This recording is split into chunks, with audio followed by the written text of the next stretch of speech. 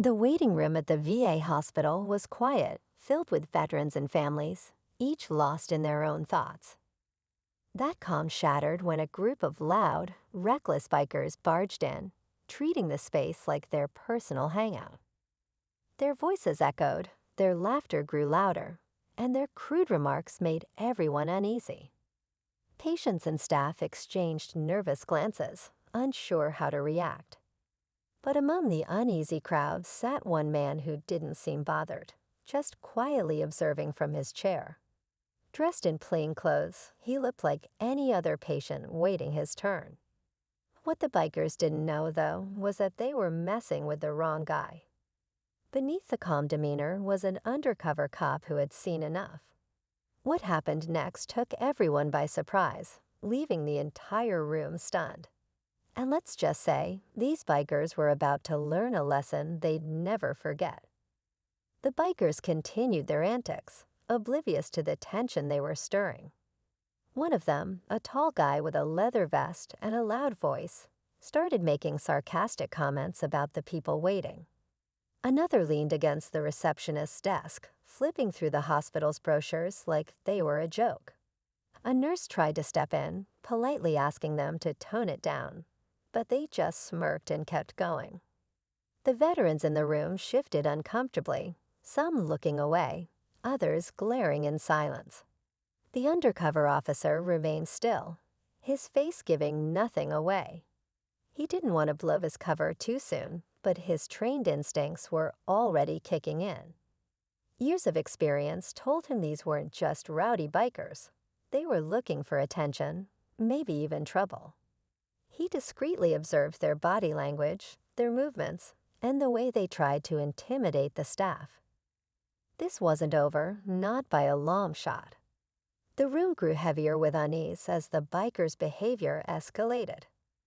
One of them, a younger guy with a bandana and an attitude to match, started mocking an elderly veteran who was seated near the corner. "What's the matter, old man? Cat got your tongue," he sneered, drawing laughter from his friends. The veteran looked down, gripping his cane tightly, but saying nothing.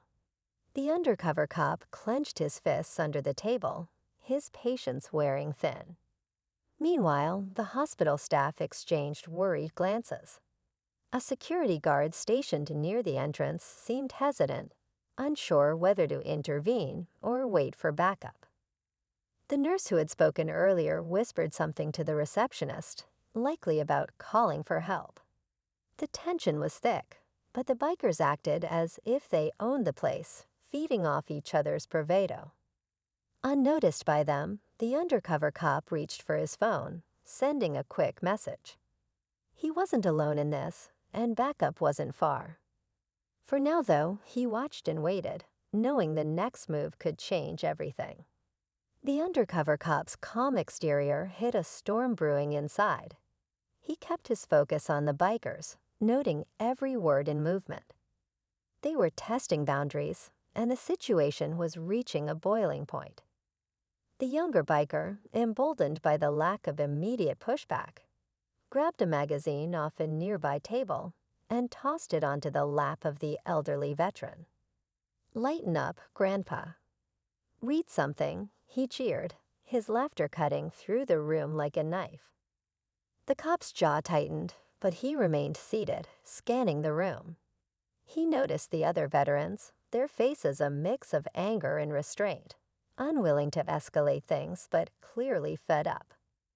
One of them, a middle-aged man with a prosthetic leg, shifted in his chair as if he was about to say something.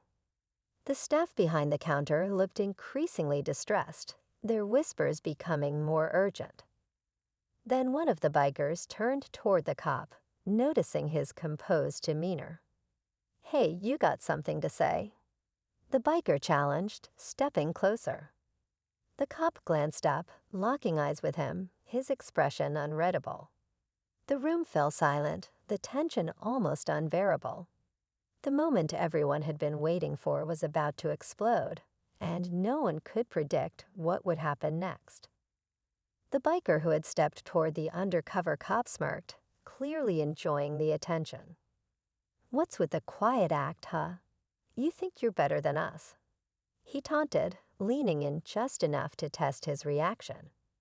The cop didn't flinch. Instead, he tilted his head slightly, his calm gaze meeting the biker's fiery stare. The silence in the room was deafening, with every pair of eyes glued to the unfolding standoff. Before the biker could say more, a sharp voice cut through the tension. "That's enough." It came from the middle-aged veteran with a prosthetic leg, who had finally decided to speak up. He rose to his feet, his presence commanding respect despite his physical limitations. "You've disrespected this hospital, its staff, and the people who serve this country." "You're done here," he said firmly. The bikers laughed, but their confidence wavered for a moment. Sensing the shift, the undercover cop subtly moved his hand, signaling to someone outside the room. Just then, the sound of boots echoed down the hallway. The bikers turned, confused, as two more men in plain clothes entered, their expressions stern. The second twist was clear. The cop wasn't the only one undercover in that room. The bikers had walked into a situation they couldn't control, but they didn't realize just how much trouble they were in, yet. The bikers froze as the two plainclothes men entered, their calm but purposeful strides commanding attention. They didn't need uniforms to radiate authority. It was clear they were also undercover officers. The lead biker, the one who had taunted the cop, narrowed his eyes, suddenly unsure of himself. "What's this supposed to be?" he asked, his voice losing its edge. The undercover cop finally stood, his demeanor still controlled but now undeniably firm. "You're in a veterans hospital, disrespecting people who've sacrificed more than you'll ever understand. And you're about to face the consequences." His voice carried a quiet intensity that made the bikers shift uncomfortably. One of the other officers stepped forward and pulled out a badge, confirming what the bikers had started to suspect. "We've been watching you for weeks," he said, his tone matter of fact. "And after today, we've seen enough." The bikers looked around, their bravado crumbling as the realization set in. Just as they were about to protest, the door opened again, and uniformed officers entered, their presence signaling that this was over. The bikers were detained without further resistance, their arrogance replaced by silence. But as the room began to settle, the undercover cop glanced at the veteran with the prosthetic leg, who gave him a knowing nod. Later, when things had calmed down, the veteran quietly admitted he'd recognized the bikers from a past incident and had tipped off the authorities beforehand. The cop smiled, realizing this wasn't just teamwork, it was justice served from all sides. As the bikers were escorted out, the atmosphere in the waiting room shifted.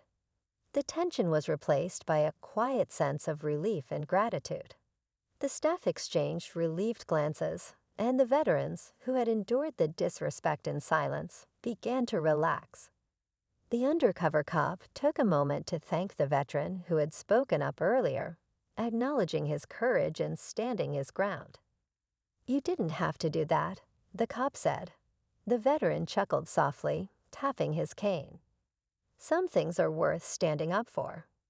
The hospital returned to its usual calm, but the moment left an impression on everyone there. It wasn't just about the bikers being taken away. It was about the unspoken strength of the people in that room. The undercover officers had done their part, but it was the quiet resilience of the veterans and staff that stood out. Respect, after all, goes both ways.